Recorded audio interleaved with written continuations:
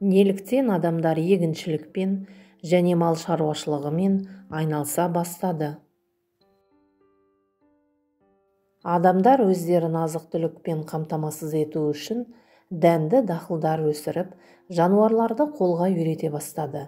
Яғни, егіншілік пен мал шаруашылығын игерді. Бұл өзгеріс неолиттік төңкеріс деп аталады. Неолит кезеңінде біздің заманымыздан бұрынғы 5-3 мыңжылдық аралығы адамдар өмірінде зор өзгерістер болды. Олардың табиғатқа деген тәуелділігі азайды. Адамдар бір жерден екінші жерге қоныстанып отырды, бірақ олардың кейбір топтары белгілі бір мекенде тұрақты түрде тұра бастады.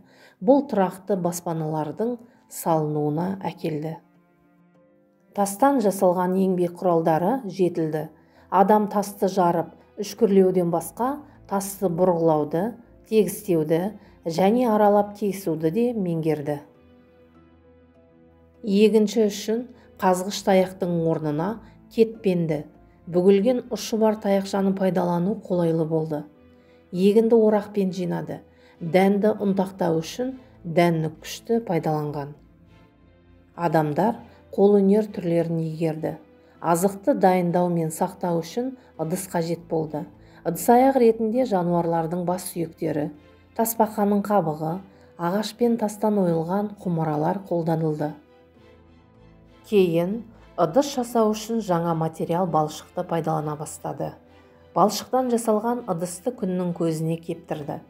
Бірақ кейін адамдар отқа күйдірілген ыдыс төзімді екенін байқады. Осылайша күйдірілген балшықтан жасалған бұйымдар, яғни керамика пайда болды. Әйел адамдар жүннен және өсімдік талшықтарынан жіп иірген. Жіптен мата тоқитын. Тоқымашылықтың пайда болуымен қарапайым тоқыма білдегі немесе станогы ойлап табылды. Бірлесіп еңбек ету үшін отбасылар рулық қауымға бірікті. Қауымды ақсақал басқаратын. Ол бірлескен жұмыста тәртіпті сақтаумен егінді бөлу ісін қадағалайтын. Бірнеше рулық қауым тайпаны құрайтын. Тайпаға ақсақалдар кеңесі басшылық етті. Ақсақалдар кеңесі тайпа мүшелері арасындағы даулы мәселелерді шешетін және жаза тағайындайтын. Ең ауыр жаза тайпадан қуылу болатын.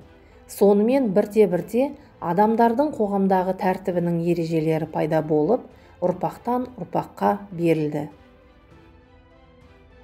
Неолиттегі өзгерістер: қолөнер, қоғам, тіршілік көздері, тұрғындар, баспана, еңбек құралдары да өзгерді.